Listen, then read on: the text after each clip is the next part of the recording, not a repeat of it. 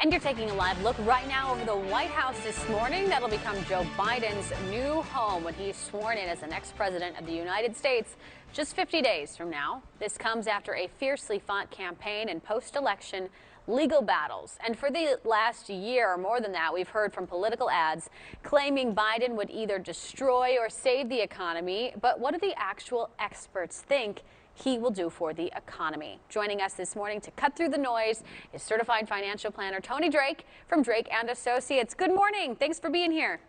Good morning. So throughout Joe Biden's campaign, he outlined policies impacting household budgets. What has he proposed?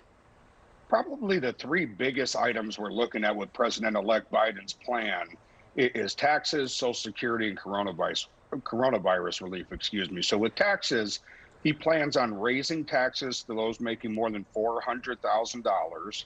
He wants to increase taxes on capital gains and eliminate what's called a step-up in basis, which is a pretty great tax relief right now when assets transfer from one generation to another. We're also watching Social Security pretty closely, right? Very different views on both sides of the aisle. We know Social Security is not funded properly and something needs to change. He plans to use some of those additional taxes to fund Social Security. Right now, we have 10,000 people a day turning 65. So there's this huge load on the system. And then coronavirus relief. It's been hotly debated. Republicans, Democrats just can't come to terms, right? It really boils down to the total budget and the spending. He's assured us that he wants to do a $2 trillion package in January. That's really important. The market's betting on that. And that's one of the reasons we've been seeing the market go up. All right, Tony, so the stock market rallied on news that Biden is planning to nominate former Federal Reserve Chair Janet Yellen as Treasury Secretary. Why do some of these cabinet appointments mean so much to Wall Street?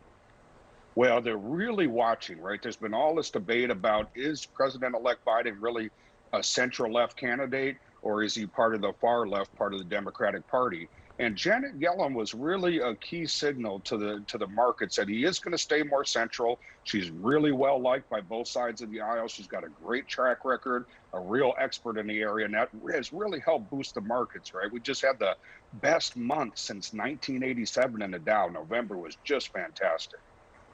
All right, and right now there's two runoff elections in Georgia deciding which party will control the Senate. So if Republicans maintain their Senate majority, how will that change what President-elect Biden is able to actually accomplish economically?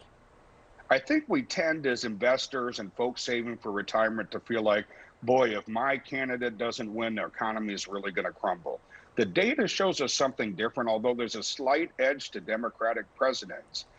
It's pretty negligible, and really the markets do well in a divided government. So I think if it stays divided from a market and from your investment standpoint, it's really not going to change a whole lot. Big thing, you want to have a plan long term. You can't make decisions in these 4-year cycles. You really want a long-term plan when it comes to your investing. All right. No matter, who's in the White House, the pandemic is still raging. So how can we feel secure financially with everything that's going on?